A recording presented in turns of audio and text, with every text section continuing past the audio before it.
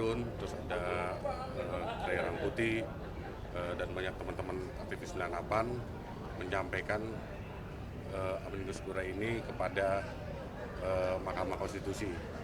Ya, kita melihat bahwa kondisi saat ini Mahkamah Konstitusi sebuah lembaga yang hadir pasca reformasi saat ini mungkin bisa menentukan nasib bangsa ini ke depan. Bagaimana Mahkamah Konstitusi harus menjadi benteng terakhir buat pertahanan demokrasi. Karena kami lihat ada kejanggalan-kejanggalan, asas-asas yang dilanggar. Itu pertama asas luber dan prinsip-prinsip jujur dan keadilan yang menjadi concern kami untuk sampaikan sebagai sahabat Mahkamah Konstitusi. Mungkin itu yang kami hadir di sini untuk sampaikan ini, walaupun memang ini di hari-hari terakhir keputusan MK tanggal 22. Semoga ini bisa juga mempengaruhi dan juga memberikan warna lain buat Mahkamah Konstitusi ke depannya. Mungkin itu dari saya, mungkin Saudara Fauzan menambahkan. Pasca reformasi belum pernah demokrasi kita mengalami kondisi yang mencemaskan seperti sekarang. Kondisinya benar-benar dalam mara bahaya. Kita nggak pernah menyangka ada satu presiden yang akhirnya bisa melakukan langkah seperti ini, dan ini sangat membahayakan situasi kondisi berbangsa dan bernegara kita. Oleh karena itu kita melihat peristiwa seperti ini, kita mencoba memperkuat barisan reformasi dan demokrasi dengan menyerahkan Amicus Curiae pada Mahkamah Konstitusi, dan kita berharap agar segala putusan nanti yang diputuskan oleh hakim dibuat berdasarkan keadilan dan melihat kondisi demokrasi yang saat ini perlu diselamatkan. Itu aja.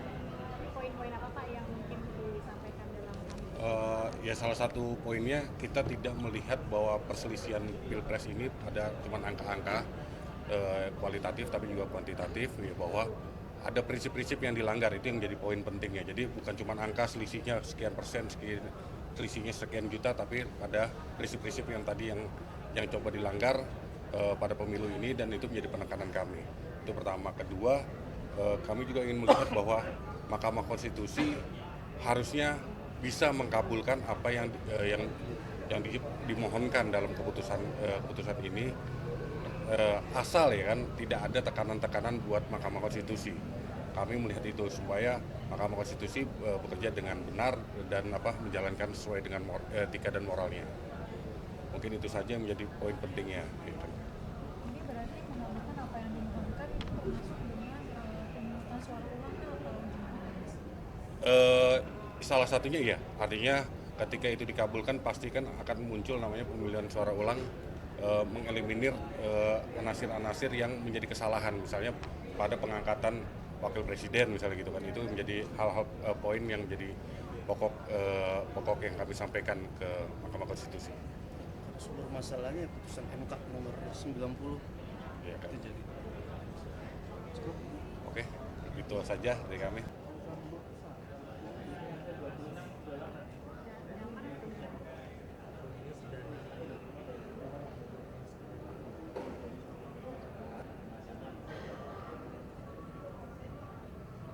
Kayaknya pada bahagia nih semua. Lama saya nggak muncul di pers ya, 5 tahun ya.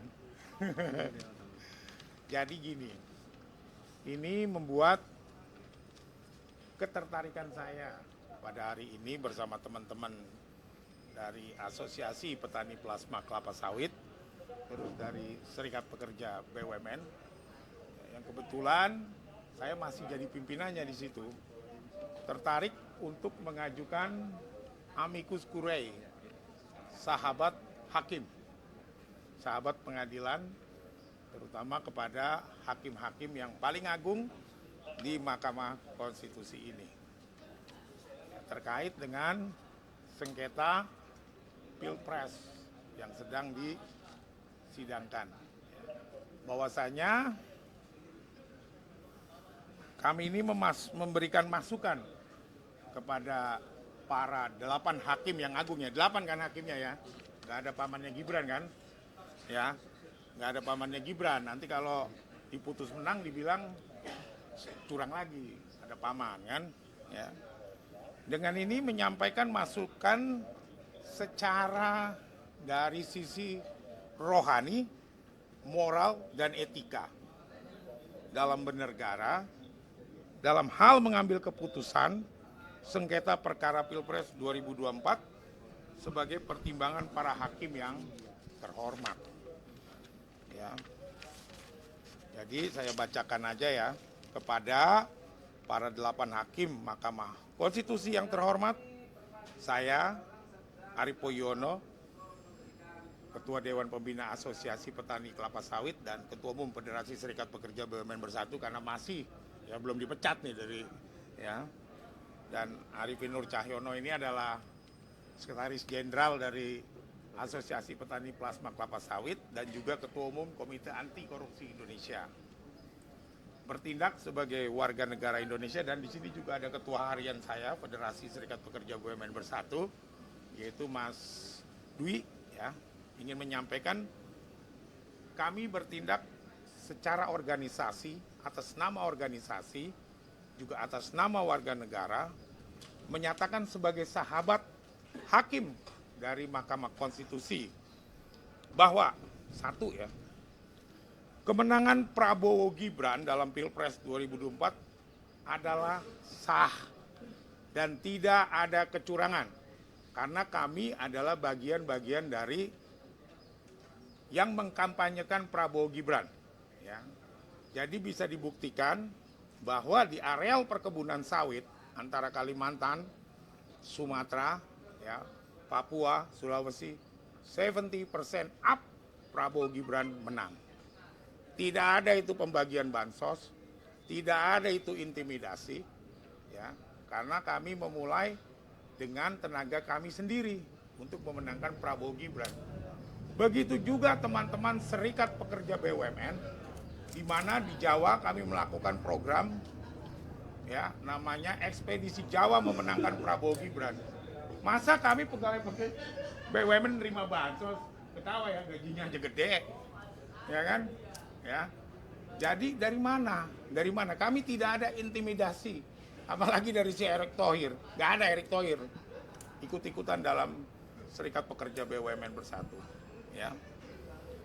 Karena terbukti Pilpres berjalan lancar tanpa ada protes dari masyarakat setelah atau saat Pilpres itu berjalan. Ya, kemenangan Prabowo Gibran ini sebenarnya ya, kalau dari metafisikanya sudah kehendak leluhur Nusantara. Ya, kita yang menginginkan agar Indonesia itu dipimpin oleh presiden yang jauh lebih baik dari Jokowi untuk menyelamatkan Indonesia ya dari kehancuran sosial, politik, dan ekonomi.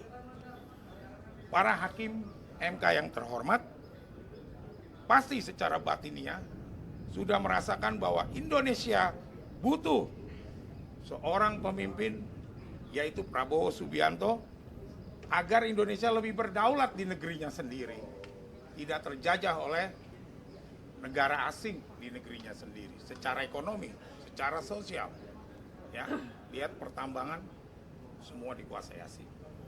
Karena itu demi menjaga keseimbangan alam jagat Indonesia, agar para hakim MK, kami meminta memberikan keputusan dengan menggunakan hikmat dan kebijaksanaan nantinya. Demikian kami sampaikan yang bertanda tangan di bawah ini, saya Arief Poyono dan Arifin Nur Cahyono. Demikian. Ya. Ini sudah banyak nih amicus curiae yang justru menilai TSM itu terbukti. Nggak takut kalah saing dengan amicus curiae yang sudah banyak malah berpihak ke pihak pemohon begitu. Saya sih yakin tidak akan terbukti TSM-nya. Ya, karena gini, satu, masyarakat nggak ada yang protes. Ya kan? Mana ada habis Pilpres protes. Ya kan? Itu aja. Yang kedua, ya, kami ini teman-teman petani sawit, teman-teman pekerja BUMN ini mengkampanyekan untuk kemenangan Prabowo Subianto. Contoh aja ya, kantong-kantong suara di PTPN, 70% menang Prabowo Gibran. Di perhutani 70%, di Telkom 70%, ya kan? Di sawit-sawit swasta atau perkebunan rakyat 70% di atas menang. Dari mana? Kecurangan secara TSM. Mau keluar duit berapa mereka kepada kami? Tidak. Kami tanpa dibiayai, sukarela, bekerja untuk memenangkan Prabowo Gibran. Mas. Jadi dari mana TSM-nya? Yang dituding ada penggiringan massal dari aparatur negara, dari aparatur desa. Semacam mobilisasi. Iya. Kami Federasi Serikat Pekerja BUMN Bersatu terpisah secara hukum, secara undang-undang pekerja, dan secara undang-undang ketenaga kerjaan tersendiri. Dan kami tidak dalam komando Erick Thohir. Karena kami sendiri berbeda sama Erick Thohir. Dalam politiknya BUMN, kami selalu berlawanan sama Erick Thohir. Kami tidak bisa diperintah Erick Thohir. Kami tidak dalam penindasan. Kami tidak dalam perintah pekerja oleh direksi-direksi BUMN. Karena status pekerja BUMN itu, serikatnya itu berbeda dengan manajemennya, Mas. Undang-undang ketenaga kerjaan. Ya jadi itu KPU juga waktu itu ngawur bahwa serikat pekerja BUMN atau pekerja BUMN tidak boleh kampanye. Yang nggak boleh kampanye itu kan adalah jadi tim kampanye itu kalau dia tingkatannya direksi dan komisaris. Jadi seperti itu, Mas. Jadi tidak ada tekanan kepada kami. Kami membiayai diri secara swadaya. Ya, boleh cek aliran dananya. Ya kan? Kami di Asosiasi Petani Kelapa Sawit juga alirannya sendiri. Tidak ada bantuan dari mana-mana.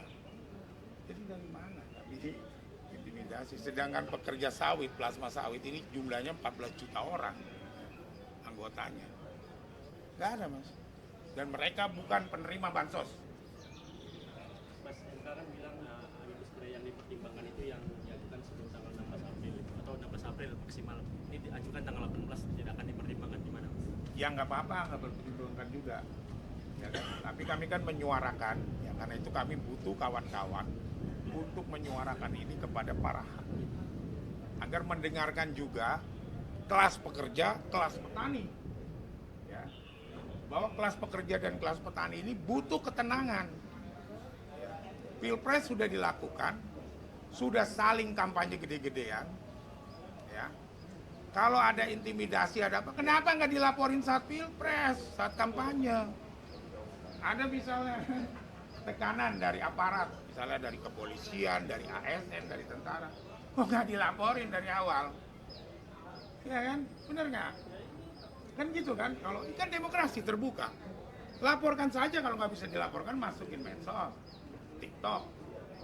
Ini kecurangan dari mana?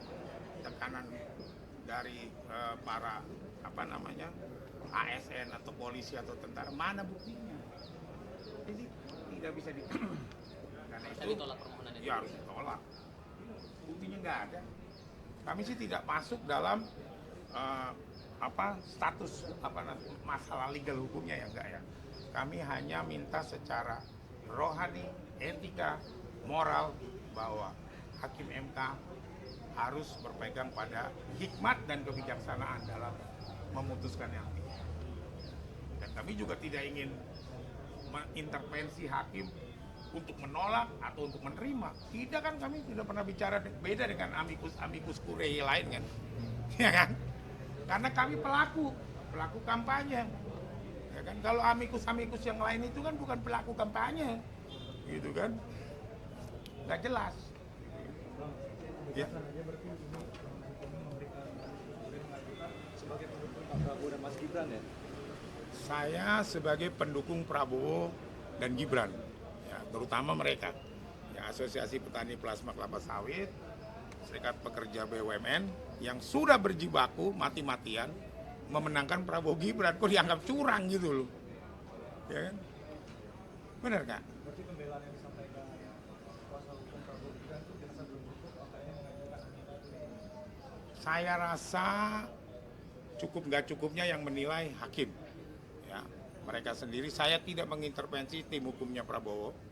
Misalnya mengintervensi si Hotman, enggak. Ya kan, karena si Hotman itu katanya paten gitu kan, ya kan. Ya kan, tapi walaupun terlihat seperti itu, dia terlihat sombong. Gitu kan, nggak boleh sebenarnya. Kami tidak mau sombong, ya kan. Kami tidak mau mendahului yang Maha Kuasa, tapi kami memberikan masukan kepada hakim MK untuk mengambil keputusan dengan hikmat, dengan kebijaksanaan. Kan negara kita dibentuk oleh hikmat dan kebijaksanaan, makanya mengambil keputusannya dengan hikmat dan kebijaksanaan gitu loh Mas.